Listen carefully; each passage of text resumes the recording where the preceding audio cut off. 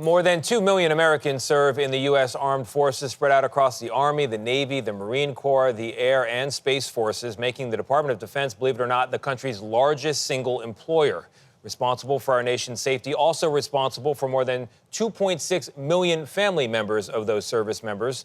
Defense Secretary Lloyd Austin has made improving the quality of life for those Americans a top priority through his Taking Care of Our People initiative. And only on CBS Mornings, Secretary Austin joins us now to talk about the initiative's latest actions. Mr. Secretary, thank you very much for being here. Good morning. So, as I understand it, this new round of initiatives involves child care, health care, and support for military spouses. So what was the issue that you saw, and how does this help you address it? Well, to provide a little context for you, Tony, when I came in as Secretary of Defense, I established 3 priorities. One was defending this nation. Next was taking care of our people, and then succeeding through teamwork. And you know, we have the finest, most powerful military on the planet. We have the best equipment in the world. But what makes us the greatest military in the world is our people. And so I think it's important to continue to make sure that we're doing the right things to recruit the best people and retain those people. And when I started out down this path, I went out and I talked to leaders. I also went out and talked to troops and their families. And they outlined to me what the most important things were for them. And so those are the things that we focused on. We focused on things like enhancing economic security, also supporting our military spouse careers, and strengthening our families, and also making moves easier. You know, military families move a lot, Tony. So they sure do. So there are a number of things that we've done over the 3.5 years, and so any one of those things that you want to talk about, certainly we can discuss. Well, Mr. Secretary, I'd love to talk about the timing here, because those 3 areas are really important for military families. You mentioned teamwork, which is a defining attribute of our military, not a defining attribute of Congress. And the reality is, right, sir, you're going to need Congress to approve this spending, to provide this support. Are you confident you have that from members of Congress? Or is the reality that military families hearing us now are going to have to wait maybe another year for these initiatives to come online? Well, again, over the last 3.5 years, we have received great support from Congress. And a good example of that is, you know, I mentioned enhancing economic security.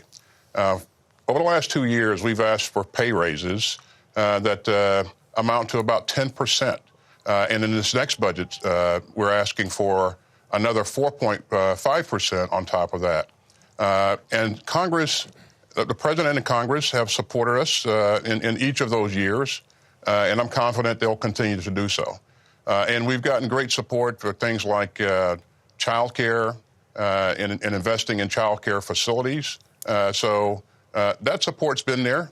The process of getting the budget approved is typically a very difficult and process, but I'm confident that the right things will happen.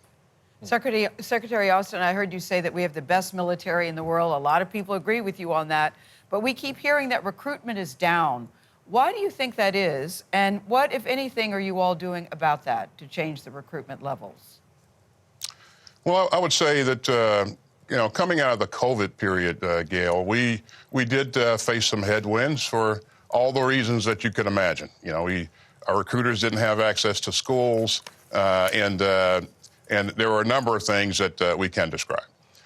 So we began to focus on the right things, and we're seeing the results. Our recruiters are gaining access to the schools again. We're doing the right things in terms of advertising, and we're seeing the trend lines move in the right direction. And you know, the Army, the Army, Air Force, Marine Corps, Space Force. All those services, you know, we predict will make their objectives this year.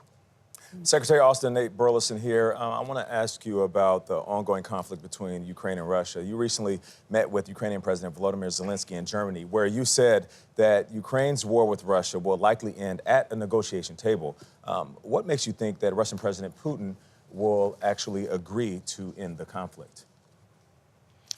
Well, again, I can't predict what Mr. Putin will do or won't do. What I know is that we have done the right things to help Ukraine defend its sovereign territory in terms of providing security assistance. As you know, we every month I convene ministers of defense and chiefs of defense, and we're focused on what we need to do to provide security to Ukraine. And I've been doing that for about 2.5 years, and it involves some 50 nations. And so, I think, we're going to remain focused on doing everything we can to make sure that they can protect their sovereign territory.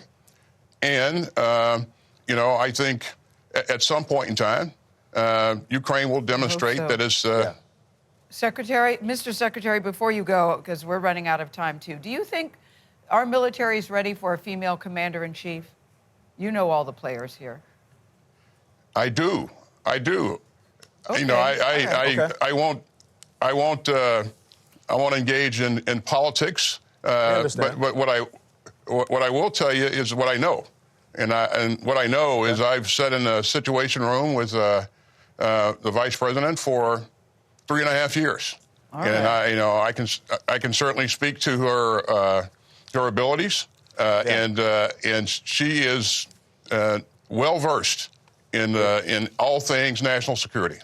And we 53 appreciate days you, and Secretary counting, Austin. we shall see. Yeah, no doubt. Thank you so much. We appreciate you.